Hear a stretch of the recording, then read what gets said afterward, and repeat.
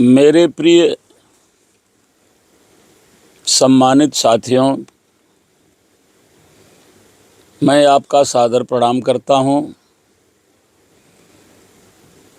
और आज बिरहा में जो हालात बने हुए हैं, गुरु और शिष्य की परंपरा तार तार हो रही है। बिरहा की जो ऊंचाई थी और जिन हमारे पुरखों ने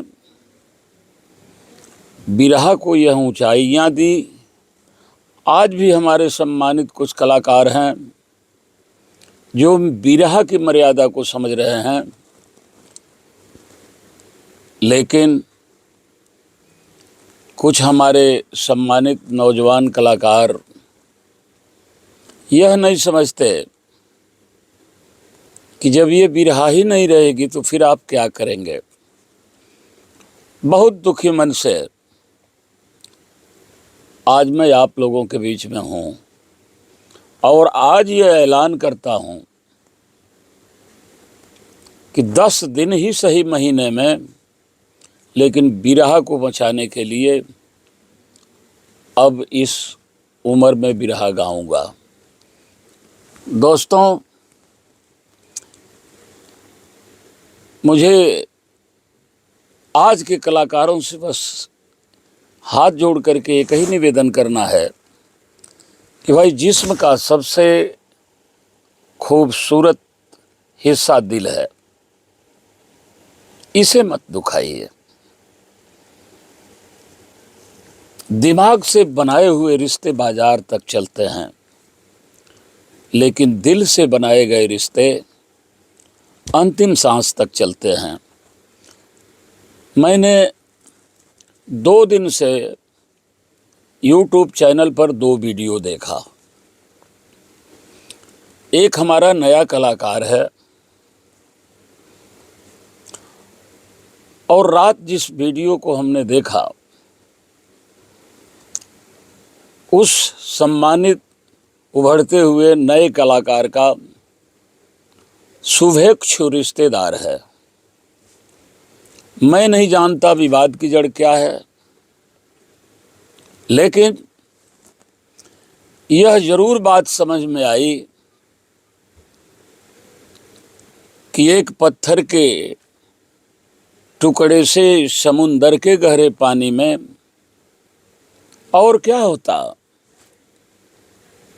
हलचल जरूर है। हम जिस ऊंचाई तक पहुंचे हैं, हमें बिरहा नहीं दिया है।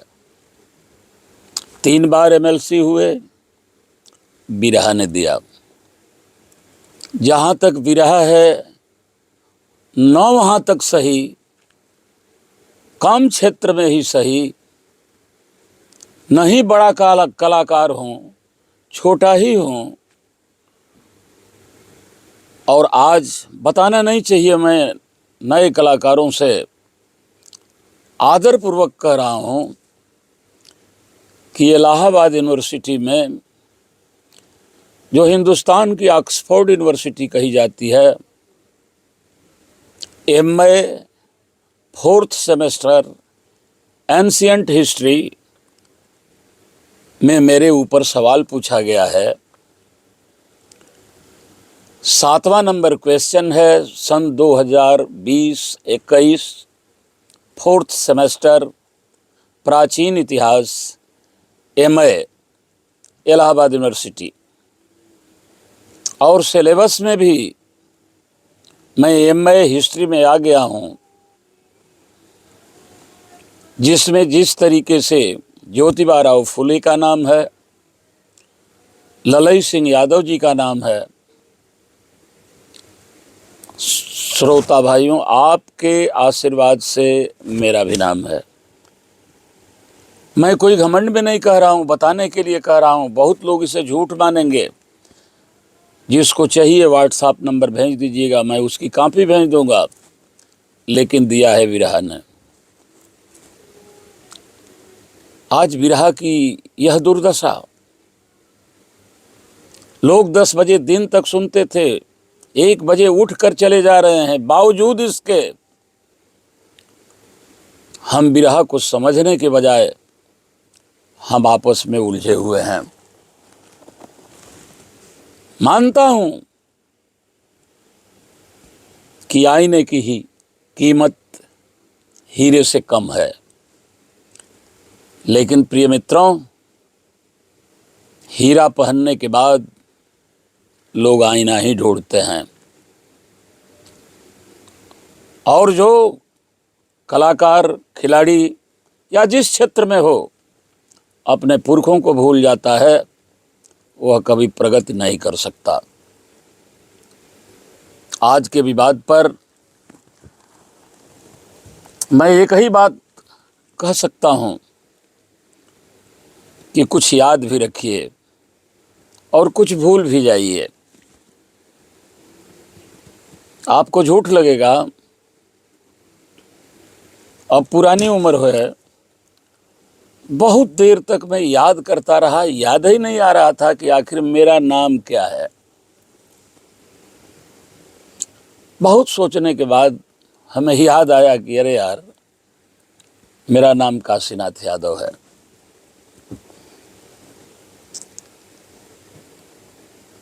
जिनकी याददाश्त कमजोर है वो खुश नसीब ही समझिए, लेकिन जिनको हर बात याद रहती है, इस धरती पर सबसे ज्यादा बेचैन वही हैं। जिंदगी को सुचारू रूप से चलाने के लिए कुछ याद भी करना पड़ता है और कुछ भूलना भी पड़ता है। मैं नहीं जानता झगड़ा किसके किसके बीच में है, लेकिन ये बड़ा दुर्भाग्यपूर्ण है। बड़ी मेहनत किया था हमारे पुरखों ने, यह विरह जमीन पर गाई जाती थी। टाट पर आई, चौकी पर आई, हारमोनियम तक आई।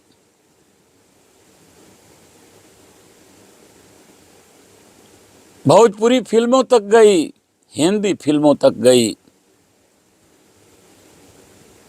क्या समझ रहे हैं आप अपने को? आप यह विरह नहीं रहेगी तो आपको पूछेगा क्या कोई? कितना कष्ट हो रहा होगा, कितना कष्ट हो रहा होगा कि अपना तो जो होना था हो गया, सामने आने वाली नस्ल भी तो खड़ी है जो विरह की यह दुर्दशा देख करके विरह गाने के लिए कल्पना तक नहीं करेगी कि जिस विरह ने नए कलाकार को ऊंचाई दी, उसने अपने ही लोगों को, या मान लीजिए कि उसके अपने लोगों ने उसको अपने दिल में इस तरीके से तिरस्कार की भावना पैदा कर लिया। मेरे साथियों, एक दिन मेरा एक मित्र मेरे साथ जा रहा था और उसने पूछा कि काशीनाथ मजे में है? हमने कहा मित्र आनंद में है।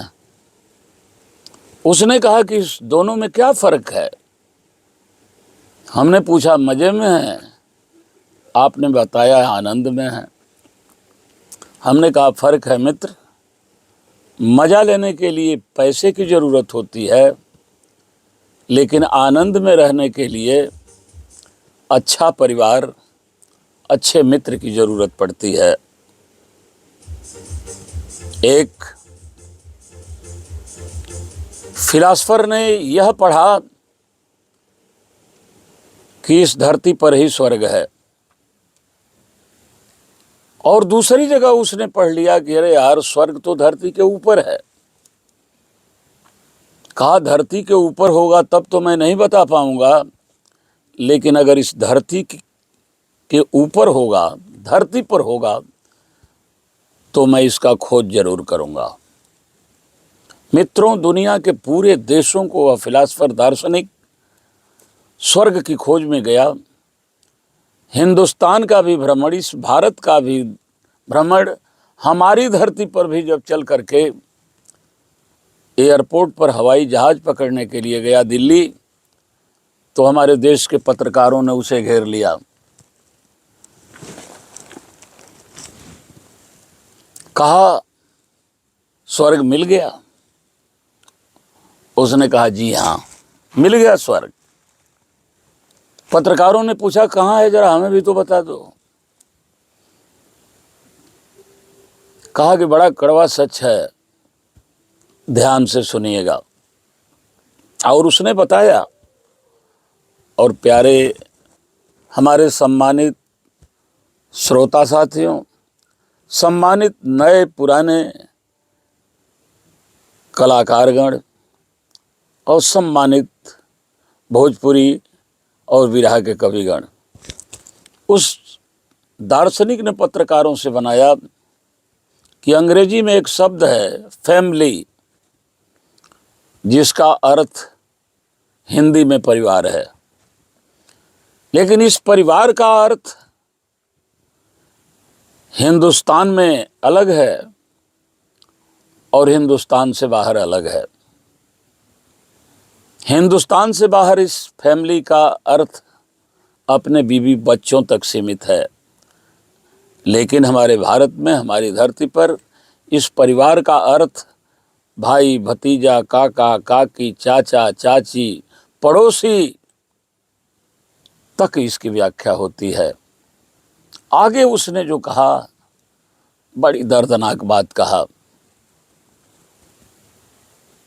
कि इस हिंदुस्तान की धरती पर परिवार में एक मुखिया होता है, एक मालिक होता है, सारा का सारा बोझ उसी पर है। कर्जा लेगा वही,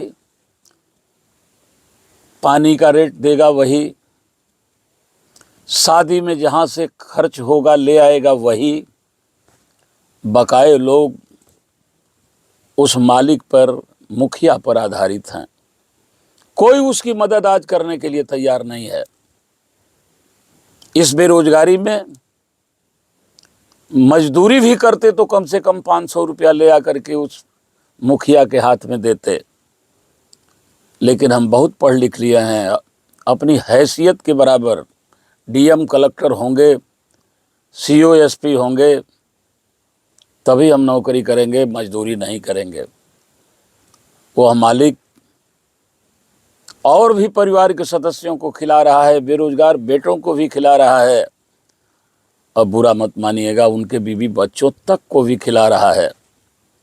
उसने कहा था कि आज इस धरती के ऊपर, इस परिवार में लोग अपने जिम्मेदारियों का निर्वहन नहीं कर रहे हैं, इसलिए हिंदुस्तान का परिवार नरक है।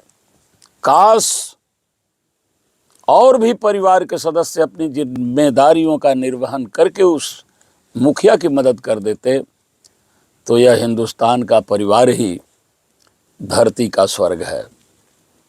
दोस्तों, यह एक बिरहा परिवार है। बिरहा आपको नाम दे रही है, केवल नाम ही नहीं, आपको रोजी रोटी दे रही है, रोज गले में हजारों माला दे रही है। यह दुर्दशा बिरहा की। आज सारे श्रोता इस बात से अचंभित हैं कि आखिर कौन सा मामला, कौन सी बात। मेरे दोस्तों, मैं गुरुओं से भी कहूंगा और शिष्यों से भी कहूंगा कि एक बात जान लीजिए और इसको ठीक से समझ लीजिएगा।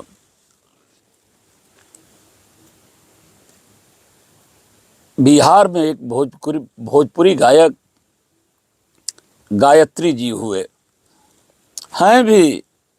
अब मैं ये नहीं बता पाऊंगा, क्षमा कीजिएगा, ये करंट खबर हमें नहीं है, हैं कि नहीं हैं।